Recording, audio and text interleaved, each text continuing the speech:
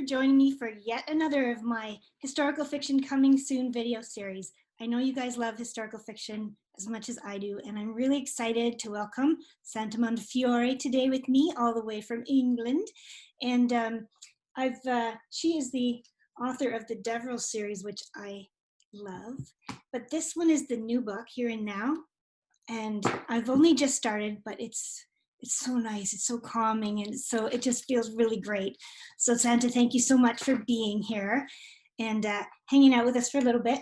I'm going to do what I always do, which is I'm going to introduce everybody to Santa and tell you her little bio and read the synopsis of the book, and then you can take it away if that's good for you. Okay, good for me.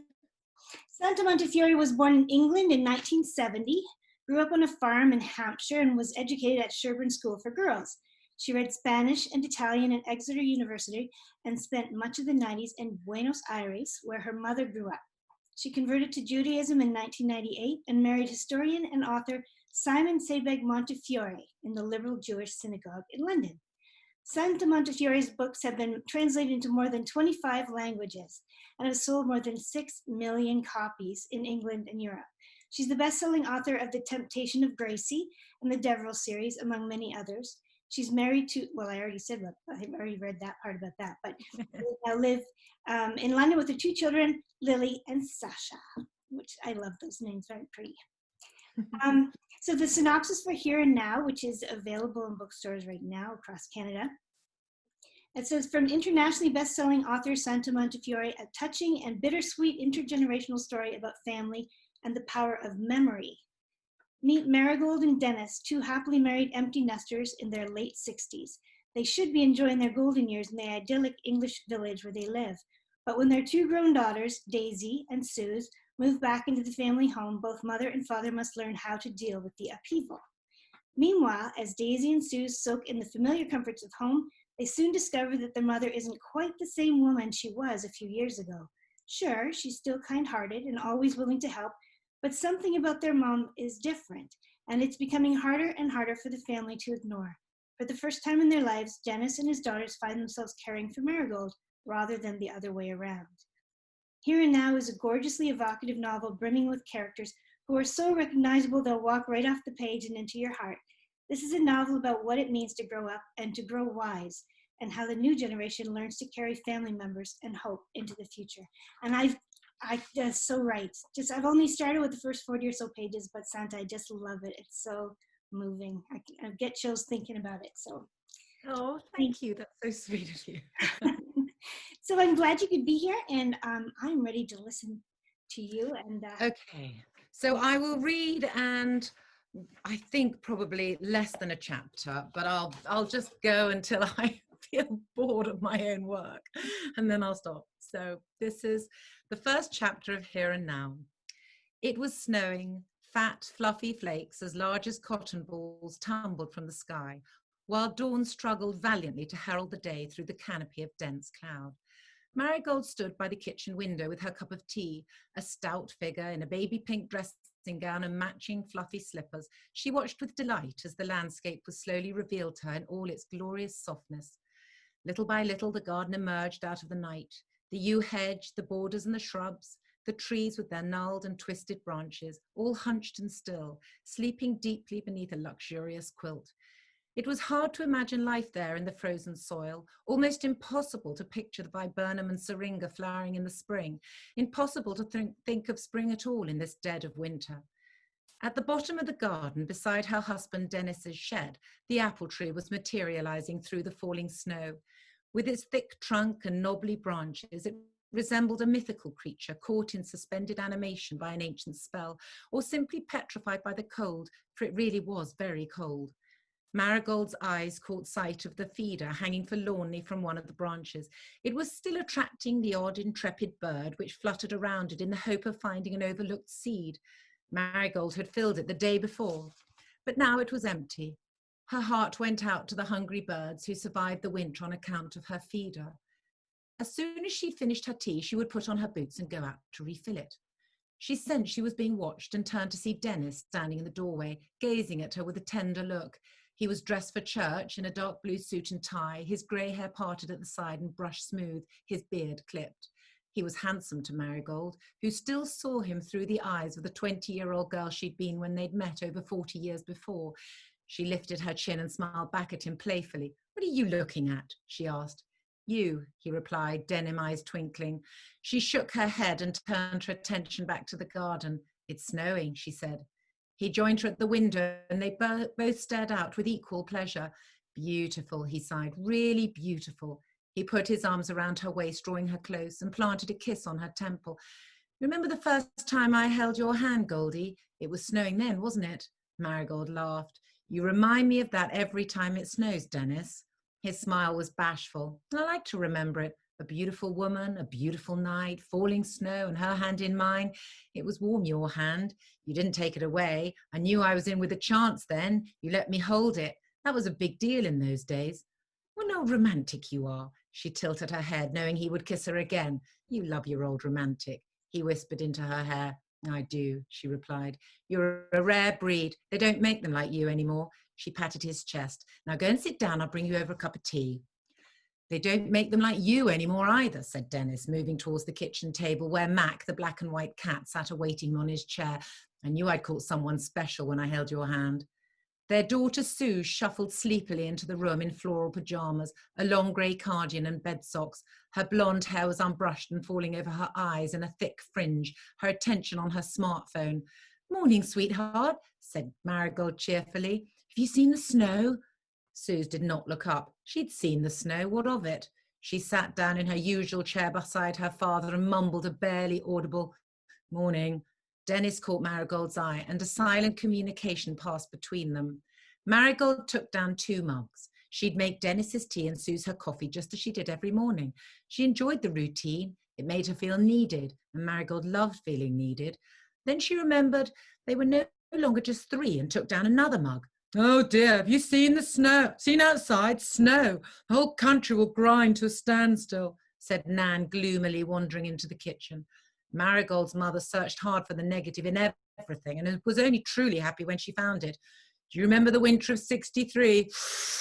She sucked air through her lips. "We were stuck indoors for a week. Your dad had to dig us out with a spade. Did his back in, that did. He came out of the war without a scratch, but did his back in digging us out with a spade." She pulled her dressing gown tighter across her body and shivered.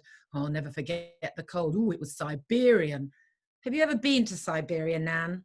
asked Suze in a disinterested tone, without taking her eyes off the phone. Her grandmother ignored her. "We didn't have the luxury of central heating like you do, Suze," she said. "It was bitter. There was ice on the inside of the windows, and we had to run across the garden to use the toilet. We didn't have an indoor toilet back then. You don't know how lucky you are, you people." Marigold glanced out of the window. The sight of snow had lifted her spirits. The country might grind to a standstill, she thought happily, but it would look like a winter wonderland. "Lovely," said Nan as a cup of tea was duly placed in front of her. At 86, her curly hair had turned white, her body was frail and her face as creased as crepe paper, but her mind was as sharp and focused as it always had been. The years had taken much, but they had not taken that. Marigold gave Nan the crossword from the newspaper, then went to the sideboard to put 2 slices of bread in the toaster. Nan had moved in with Marigold and Dennis only the week before, after months of gentle persuasion and encouragement. She'd been reluctant to leave the home she had lived in throughout her marriage, and where she had raised her 2 children, Patrick and Marigold, even though she was only moving a few minutes up the road. She had insisted that she was perfectly capable of looking after herself, and complained that she felt as if she was being shuffled into heaven's waiting room when she wasn't in the least ready to go. However, in spite of her grumbling, she had sold the house for a tidy sum and moved in with her daughter, making herself comfortable in her new room.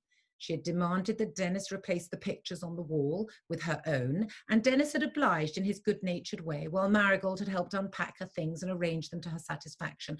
In fact, mother and daughter had rapidly slipped into an easy routine.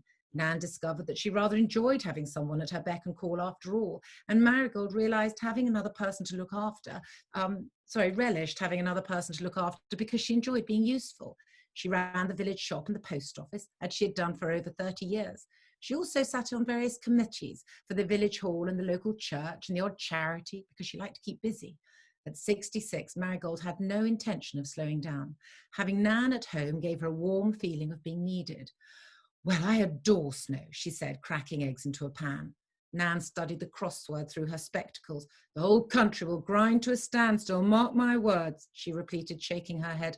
"I remember the winter of 63. Livestock died, people froze to death, nothing worked. It was death and destruction everywhere. Well, I remember the winter of 2010, and we all managed," said Suze, still gazing into her phone. "What are you doing on that thing anyway?" asked Nan, peering at it from across the table. "You haven't taken your eyes off it all morning." "It's my job," Suze mumbled, raking the fringe off her face with a manicured hand. "She's an influencer," Marigold interrupted, giving Suze a nod, although Suze didn't see it. Nor did she see the proud, though slightly baffled look on her mother's face. "What's an influencer?" Nan asked. "It means everyone wants to be me," Suze informed her dully and without irony. "She writes about fashion and food and, well, lifestyle, don't you, love?" Marigold added. "A bit of everything, and she posted all on her Instagram account. You should see it. The photographs are lovely." "Do you make any money doing a bit of everything?" Nan asked, sounding unconvinced that being an influencer was a worthwhile form of employment. "She's going to make lots," Dennis answered for his daughter, because making money was a sore subject. Suze had turned 25 in the summer, but had no plans to move out and get a place of her own, or get what they considered a proper job. Why would she want to leave home when her mother made it so comfortable, when her parents paid for everything? The little she earned as a freelance journalist went on clothes and makeup, fueling her social media platforms, but neither parent was prepared to confront her about it. Suze had a temper aggravated by a deep frustration at the slow progress of her ambitions. While her older sister Daisy had gone to university and now lived a sophisticated life in Milan with her Italian boyfriend, spending weekends in Paris and Rome and working in a world-famous museum, she was stuck in the small village where she had grown up, living at home and dreaming of fame and fortune that never materialized.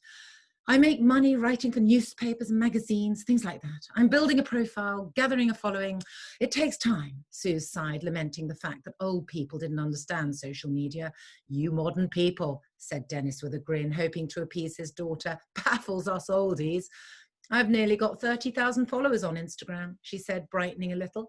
"Have you, dear?" said Marigold, not knowing quite what that meant, but assuming it was a lot. Suze had set her mother up with an Instagram account so that she could keep in touch with her daughters, and it did keep her in touch, although she didn't post things herself. She didn't much like the mobile telephone. She'd rather talk to someone's face. Dennis opened the newspaper and sipped his tea. Marigold was making him his Sunday special: 2 fried eggs, crispy bacon, a sausage, a piece of wholemeal toast, and a spoonful of baked beans, just the way he liked it. As she put it in front of him, he smiled up at her, his eyes sparkling with affection. Dennis and Marigold still looked at each other in that gentle, tender way that people do whose love has grown deeper with the years. "Suze, do you fancy anything?" Marigold asked. Suze didn't answer. The curtain of blonde hair formed an impenetrable barrier. "I'll go and feed my birds then," she said. "They're not your birds, Mum," said Suze from behind her hair. "Why do you always call them your birds? They're just birds."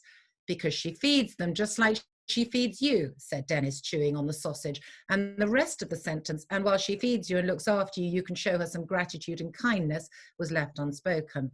"This is very good, Goldie, delicious." I think we probably end there. I love that. And I love your personalities in there. Nan is priceless. She's just priceless. Do you know, Nan, I know quite a lot of people like Nan, the sort of people, I have one or two in my life who everything you say, they see the negative. So if you say, "I'm so excited, I'm going to paint my room pink," and they go, "Do you think that's a good idea?" They never sort of, "Wow, that's fabulous," or "How exciting." They'll always see the negative. There's far too many of those. Yes, there are. But And they're fun to write about because they add a bit of comedy. they are very fun. And the way you read it, ooh, it's gonna freeze up. Ooh. She does a lot of that, Nan, a lot of ooh. But I love Marigold and Dennis and their relationship, and I know people like that too. And it just makes you feel good to. I agree. And there are people like that. And, you know, there are people in their sort of 60s and 70s and even older in their 90s. I mean, my parents-in-law were in their 80s and they were just so sweet together. And it's a lovely thing when people have been together for that long and they still really love and cherish each other. It's It is. special. It is. I love it. I'm really glad that you wrote this because it's just very, just a feel good. And what did they say about it? Evocative and brimming with characters. Well, they're bang on because it's exactly that. Um, what I've read of your work before was basically historical fiction, but this one is not. I mean, parts of it are remembered in history, but this one's not really. What got you into writing this one? Do you know, I think I've written 22 books now, and every one is different. And my first 4 books were about South America, Argentina, and Chile. And then I moved to Italy. I've done France during the Second World War. The Deverils obviously go back to the 1900s and the War of Independence and the Civil War in Ireland. And when I finished the Deverils, I just needed a change. I actually went to Italy again with The Temptation of Gracie, and then I did another Deverell book. So this one, Here and Now, I just wanted to write a story that didn't require that depth of research where you're going back, 100 years, you know what that's like, where you're, digging very deep into research that is time consuming and complicated, and you have to keep all these threads together. I wanted to write a really simple story for a change. And as I was thinking what to do, I started reading a lot of articles in the press. So over here, there's a big thing about dementia. It's massive. Loads of people have it, and lots of my friends have grandparents who have it. And what interested me was all the adverts about dementia and articles in the newspaper always feature an old person in black and white, very grainy, looking utterly miserable and helpless and hopeless. And I thought, where's the love in this? The image is of total despair, but actually the love that is inspired by the people, the family members and the friends who surround people and support them seems to just go on unnoticed. And there was this wonderful book called Somebody I Used to Know by Wendy Mitchell that I read. And she got early onset dementia, I think in her late 50s. And she is adamant, she's very big on Twitter, and she's adamant that people don't say suffering with dementia, because she says we live with dementia, and actually with the support from my family and my friends, I'm living a really nice life. Yes, it's challenging, but I still take enormous pleasure from my life. So that's what I really wanted to get across in the book. Wow, I'm going to be reading more and more every night. It's so good. And I love that perspective of it too, because you're right. It just seems like a really depressing, hopeless thing when you look at it from far away. But where would we be without our families, right? And all the love. Yes, and these things are here to challenge us. And, life is full of challenges. My goodness, look at all of us now with coronavirus. I mean, we're all challenged. And I think if one can find the silver linings, or the areas when one can reach out to each other and find comfort and love and support, that's a wonderful thing. It is. Did you have a silver lining in Corona? I think my silver lining through all of this has been that I'm not scared of the camera anymore, because I never was used to do this kind of thing. But I think that's got me out of it. Has it Yeah. been for you? Do you know, I was in lockdown for about 9 weeks in the countryside. I've got a cottage in Hampshire. I'm really lucky because my parents live in the main house where I grew up, and I have a cottage. My brother has a cottage in the garden. So we're all like a little commune. And I wrote an extra book during lockdown, a comedy, something totally different, which will come out here in March, which is really, really fun. So for me, actually, lockdown was a time of total rest, being in nature. We had the most beautiful weather. Every day was sunny with these bright blue skies, and I just wrote, spent time with my family, and tried not to think of the hard things that people were facing outside my boundary, because there was nothing I could do about it. So one just had to live in the moment, enjoy the moment, I think. Oh, I'm glad you're able to be productive through it. Yes, Yeah. absolutely.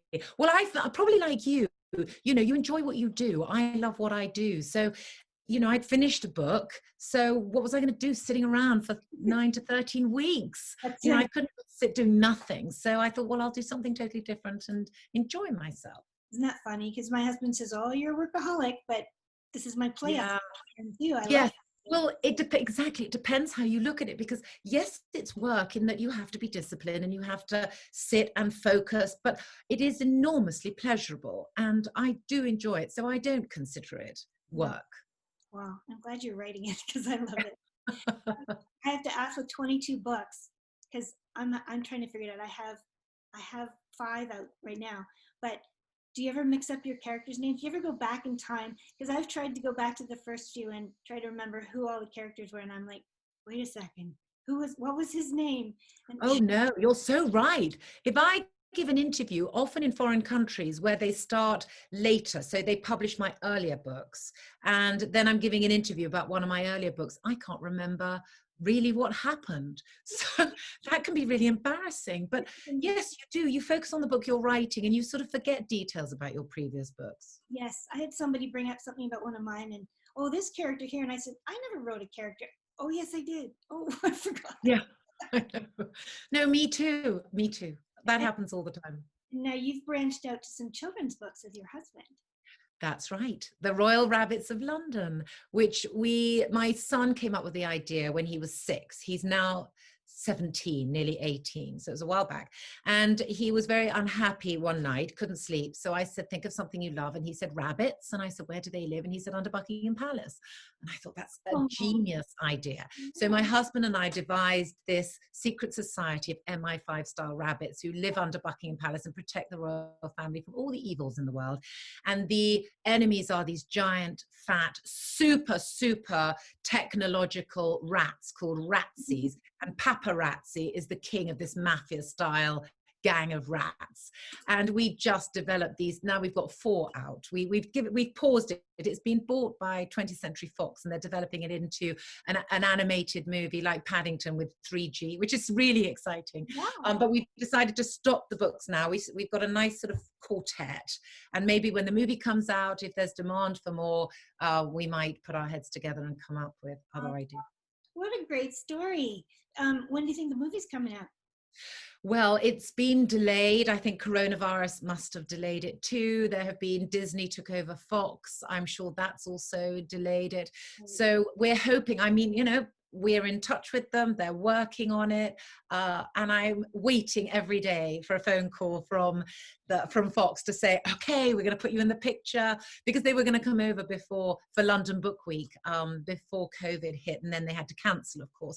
So I actually haven't had a proper update where they're telling me this is what we're doing. I've suggested voices for the animals and things like that, but I don't know what they're going to look like. No, so it's exciting, but it's frustrating too, because I want it to happen now. Yeah, I bet. And I haven't seen, I looked you up and that's how I found out about the rabbits, but I thought, listening to that now, that's a great idea for Christmas gifts. I should, Oh yeah, they are. They're for 7 to 11-year-olds, and older children, they like rabbits. They'll enjoy them, and younger children, you can read the stories to them. So we think that they're beautifully illustrated books. Kate Hindley, the artist, has done a fantastic job. They're really stunning. that's wonderful. Yeah.